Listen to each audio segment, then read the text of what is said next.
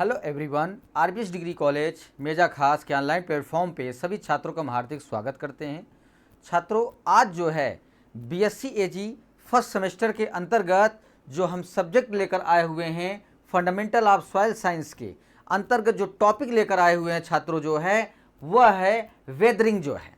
ठीक है, अपक्षय की प्रक्रिया वह होती है छात्रों जो है कि जो बड़े बड़े चट्टानों को जो है एक तरीके से टूटकर छोटे छोटे कणों में होने की प्रक्रिया को ही जो है अपक्षय बोला जाता है, जिसके द्वारा मिट्टी का निर्माण भी होता है और मिट्टी की उत्पत्ति भी वहीं से होती है, जो चट्टानों और शैवालों से जो है कई ऐसे विघटन के द्वारा या विस्फोट के द्वारा जो चट्टानें छोटे छोटे बड़े बड़े कणों से छोटे छोटे कणों में होकर स्थानांतरित होके उस स्थान पे आके जमती हैं और परत के रूप में मृदा का निर्माण होता है, जो कि अपक्षय की प्रक्रिया के द्वारा ही जो है सबसे ज़्यादा जो है मृदा का निर्माण की होने की संभावना बनती है छात्रों जो है।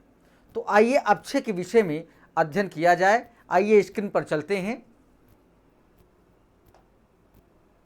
अपक्षय जो है वेदरिंग, ठीक है, तो अपक्षय एक प्राकृतिक प्रक्रिया है, ठीक है, नेचुरल प्रक्रिया है, जिसके द्वारा पृथ्वी की सतह पर चट्टानें और खनिज के समय के साथ टूटते और रूपांतरित होते रहते हैं, जिसके द्वारा मृदा का निर्माण होता रहता है। और यह विभिन्न भौतिक, रासायनिक और जैविक तंत्रों के माध्यम से होता है। यह तापमान, पानी, हवा और जीवित जीवों जैसे पर्यावरणीय कारकों द्वारा भी जो है आपका अपक्षय की प्रक्रिया होता रहता है। क्योंकि जो भी बड़े बड़े जो है चट्टानें होती हैं, उसमें जो है कई ऐसी भी वनस्पतियां होती हैं जो उनकी जड़ें उसमें जो है घुसकर उस चट्टान में दरारें पैदा कर देती हैं, और जब दरारें पैदा कर देती हैं तो वहाँ पे जो है छोटे छोटे कणों में जो है धीरे धीरे चट्टान जो है अपक्षय होता रहता है, जो वहाँ से गिरते गिरते जब वो ज़मीन के स्तर तक आते हैं जो है, तो उनके टुकड़ों का जो कणों का जो है साइज होता है वो बहुत छोटा छोटा हो जाता है, जो धीरे धीरे घर्षण के द्वारा जो है वह मिट्टी का रूप ले लेती है। फिर उसके बाद यांत्रिक या भौतिक अपक्षय में चट्टानों का छोटे छोटे टुकड़ों में भौतिक रूप से टूटना शामिल होता है, और रासायनिक अपक्षय में चट्टानों का रासायनिक परिवर्तन शामिल है, जिससे नए खनिजों का जो है निर्माण होता है। ठीक है, तो रासायनिक अपक्षय में चट्टानों का जो रासायनिक परिवर्तन शामिल है उसमें जो है खनिजों का निर्माण होता है, और यांत्रिक और भौतिक अपक्षय में चट्टानों का जो है छोटे छोटे टुकड़ों में टूटने की प्रक्रिया होती है छात्रों, जो आपके सॉइल के निर्माण में पूरा योगदान अदा करते हैं। फिर उसके बाद जबकि जैविक अपक्षय में पौधों, जानवरों और सूक्ष्म जीवों की क्रियाओं के माध्यम से चट्टानों का टूटना भी जो है शामिल होता है, क्योंकि उस पत्थर के अंदर, उस चट्टान के अंदर, सेल के अंदर जो है कई प्रकार के जीव जंतु भी पाए जाते हैं, और जो है पौधे भी पाए जाते हैं, और जानवरों का एक तरीके से उसमें आवास भी बना रहता है, जिसके कारण से अपक्षय की प्रक्रिया निरंतर चलती रहती है। फिर उसके बाद अपक्षय का अर्थ आता है, उसे हम बतला रहे हैं। अपक्षय वह प्रक्रिया है जिसमें मौसम और जलवायु के तत्व पृथ्वी के सामग्री पर जो है कार्य करते हैं, उसे हम अपक्षय कहलाती है। ठीक है, मतलब कहने का अर्थ यह है कि अपक्षय की वह प्रक्रिया होती है छात्रों जो है जिसमें मौसम और जलवायु के तत्व पृथ्वी की जो है सामग्री पर जो है कार्य करते रहते हैं, उसी को अपक्षय की जो है एक तरीके से अपक्षय कहलाता है। अपक्षय के दौरान कई प्रक्रियाएं ऐसी होती हैं जो या तो अलग अलग काम करती हैं या मिलकर पृथ्वी पर मौजूद पदार्थों पर जो है प्रभाव डालती रहती हैं। फिर उसके बाद यह उत्पन्न प्रभाव पृथ्वी पर मौजूद पदार्थों को छोटे छोटे टुकड़ों में जो है बदल देता है और उसके बाद भूवैज्ञानिक, जलवायु, स्थलाकृत और वनस्पति जैसे कई कारक जो अपक्षय प्रक्रिया को होने में जो है मदद करते रहते हैं और उनके जो है टुकड़ों को और छोटे छोटे कणों में विभाजित करते रहते हैं। फिर उसके बाद चट्टानों के अपक्षय में शामिल जो प्रक्रिया है उसे हम बतला रहे हैं कि बड़ी चट्टानों और खनिजों के विघटन की प्रक्रिया को जो है अपक्षय कहा जाता है। यह प्रक्रिया विभिन्न भौतिक रासायनिक कारकों के कारक होती है। अपक्षय का कारण बनने वाले कुछ महत्वपूर्ण कारकों पर नीचे जो है हमने दर्शाया है कि लाइकेन और शैवाल जैसे जैविक जो गतिविधि है वो किस तरीके जो है अपक्षय की प्रक्रिया में अपना सहयोग करते हैं।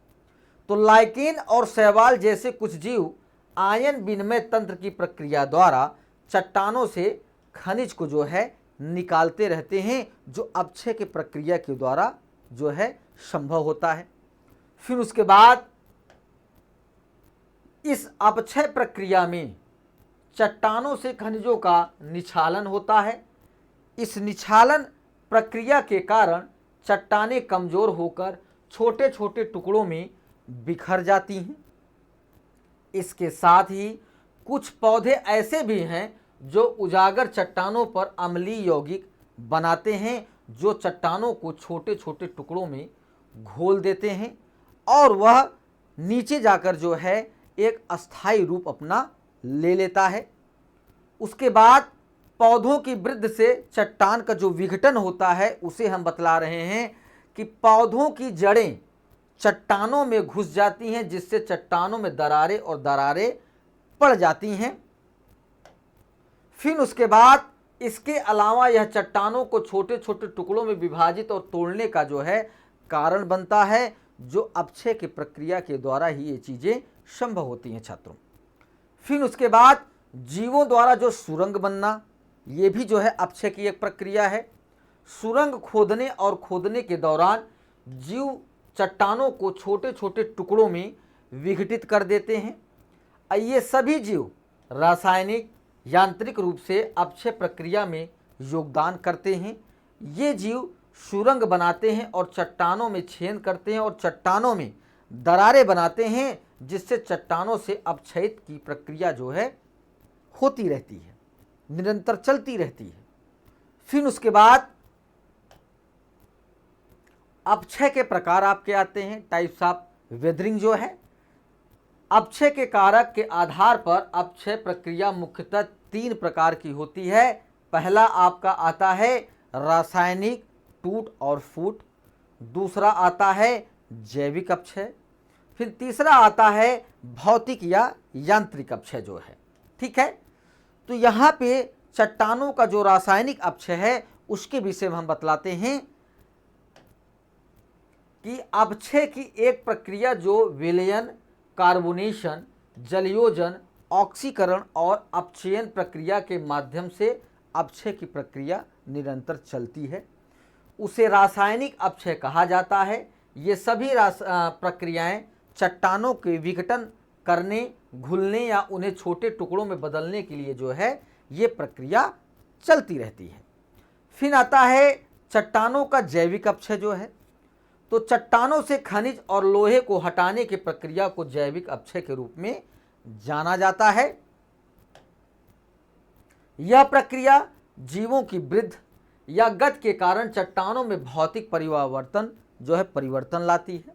उदाहरण के लिए अगर देखा जाए तो केचुआ, शैवाल, दीमक जैसी जीव मिट्टी को उपजाऊ बनाने में मदद करते हैं। जैविक अपक्षय की प्रक्रिया आम है और इसे हर जगह देखा जा सकता है। बैक्टीरिया, शैवाल और लाइकेन जैसे कई जीव जो है आपके चट्टानों में जो है ये अपनी प्रक्रियाएं जो है अपक्षय की जो है निरंतर जो है चालू किए रहते हैं, शुरू किए रहते हैं। जो ऐसे रसायन बनाते हैं जो चट्टानों को तोड़ने में मदद करते हैं, और जिस दिन रहता है उस दिन चट्टानों में धीरे धीरे ये प्रक्रिया होने पर चट्टान टूटकर छोटे छोटे कणों में विघटित हो जाते हैं। फिर उसके बाद चट्टानों का भौतिक अपक्षय, ठीक है।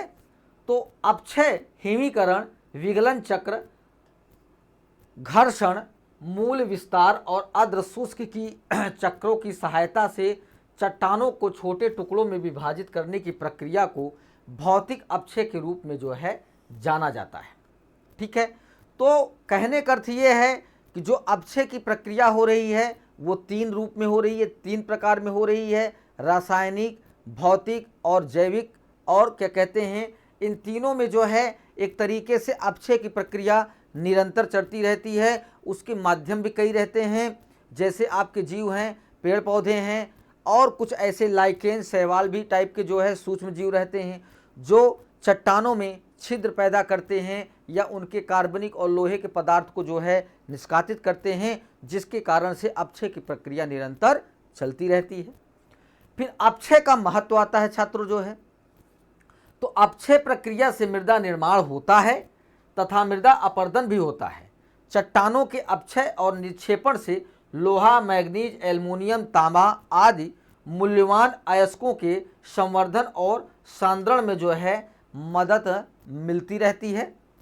जो महत्व है अपक्षय के द्वारा, यह मृदा निर्माण की एक महत्वपूर्ण प्रक्रिया है। अपक्षय के कारण बड़े पैमाने पर जो है हलचल जो है होती रहती है चट्टानों और शैवालों और बड़े बड़े चट्टानों और पर्वतों पर जो है, क्योंकि इन हलचलों के कारण गुरुत्वाकर्षण के प्रत्यक्ष प्रभाव में चट्टान के मलबे का द्रव्यमान ढलानों से नीचे जो है स्थानांतरित होता रहता है और वहाँ पे मृदा का निर्माण होता रहता है।